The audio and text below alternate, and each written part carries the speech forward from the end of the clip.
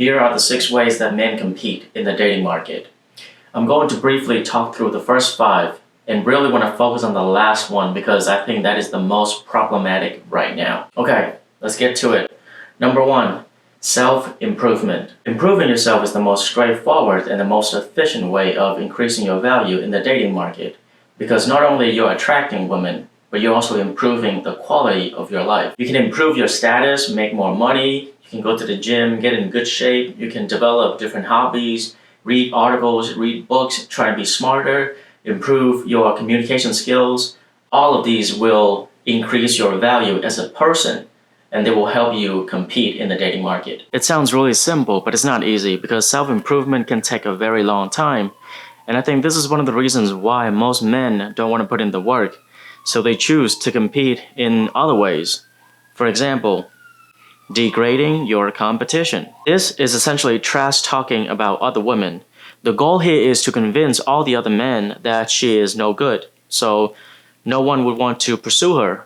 Therefore, you're the only one left to get her. I put it in here because it does happen. However, it's not very often because it is not in men's nature to spread rumors. But you can imagine someone would say something along the line of, "Do you see how provocative her clothes are?" Or, "Do you know how old she's turning this year?" Or, "She slept with a lot of guys at college." These comments are to prevent other men from pursuing her. Again, I want to reiterate that it does happen, but not very often. Okay, the next one we have is cock blocking. And I think we all know this one. Cock blocking is essentially preventing someone from getting with someone else, usually in a more sexual setting. And this could be intentional or unintentional. Sometimes you can be inserting yourself into someone else's way without realizing that you're doing it. There are many reasons why someone would want to cock block you. Maybe they don't like you.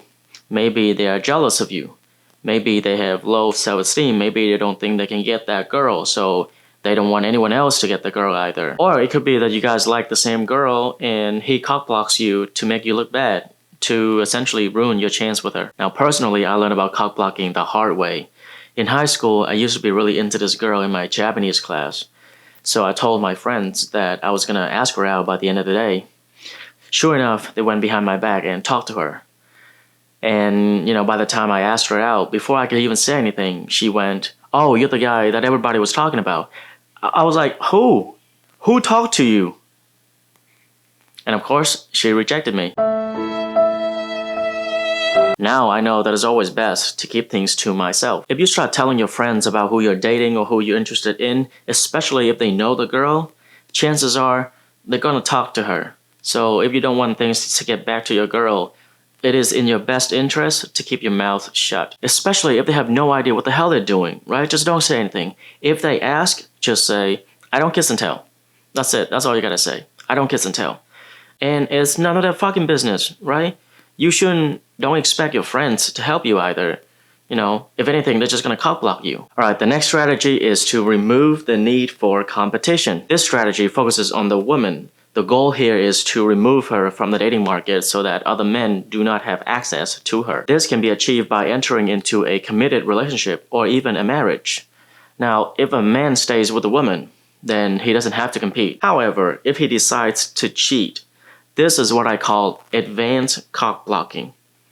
Because by establishing a relationship, he is essentially locking her down and doesn't allow her to exercise any other options. At the same time, he's cock blocking all the other men from having access to her, while still trying to go out and compete for other women. A person who does this usually has very low self-esteem. Maybe he's not rich, maybe he's not fit, maybe he's not as attractive, and he doesn't think he can compete with other men. This type of relationship can often turn into an abusive relationship, where the man is in complete control. The goal here is to isolate her from her friends and family. Every time she tries to go out, he would be guilting her for not spending time with him. So over months and years of doing this, eventually the girl is not going to have a social life anymore, and she doesn't know that there are other options available to her. At that point, he was successful because he doesn't need to compete anymore. Next, we have manipulating your competition. This one is a very interesting one. The goal here is to try to convince other men that the woman is not worth pursuing, or the cost to pursue her is essentially too high. So you can imagine a conversation like, "Oh, she's too good for us. She's out of our league.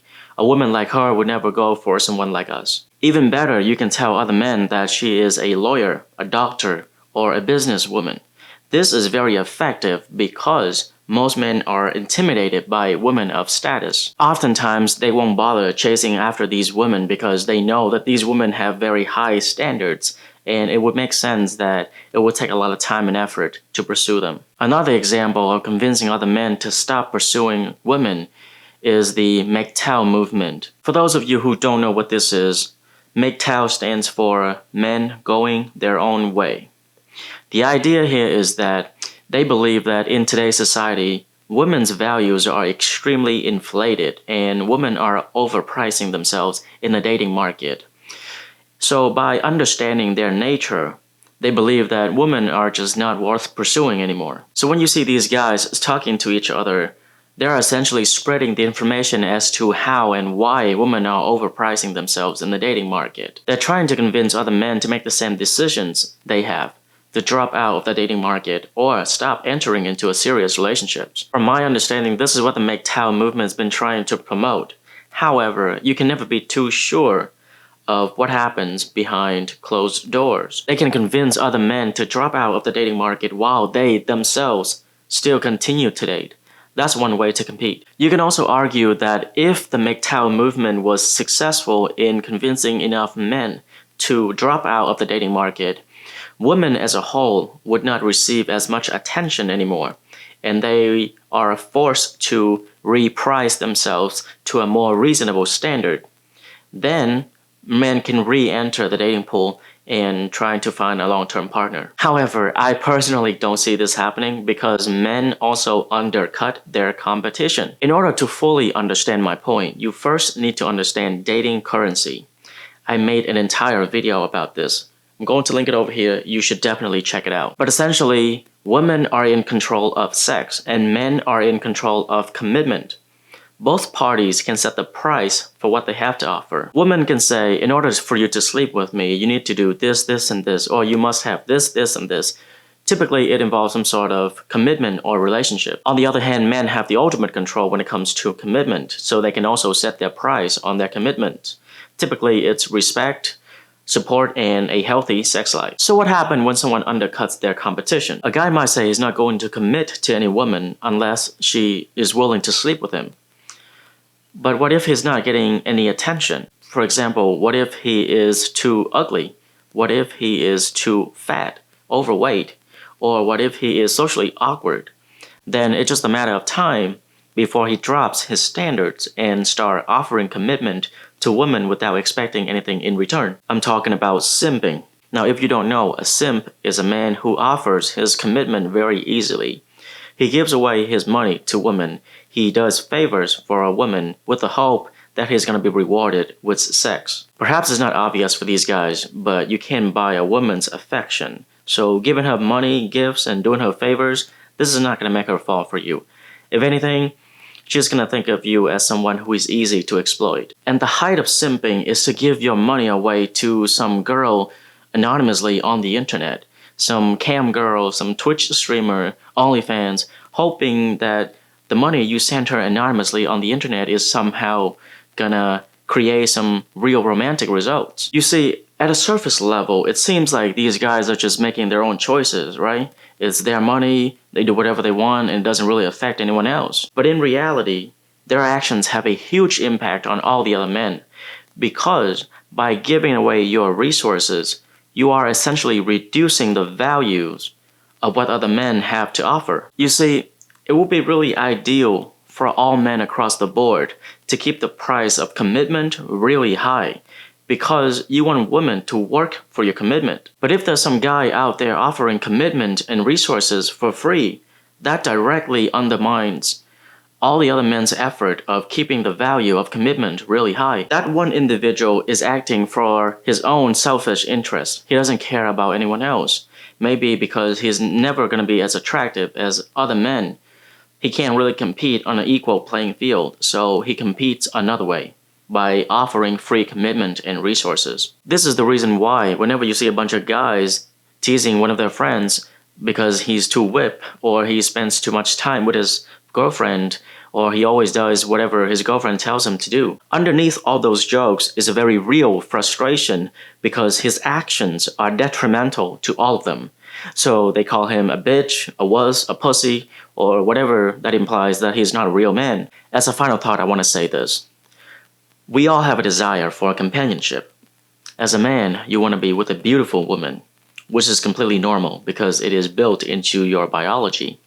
However, we cannot allow these desires to take over, to make us do stupid things, like sending money to some girl anonymously on the internet hoping for a real connection. That's not going to work, nor it is a good way to compete in the dating market. So we talked a lot about how men compete in this video, but have you ever wondered how women compete for male attention? It is much more subtle and vicious. To understand more about how women compete, check out this video here. Till next time, stay curious.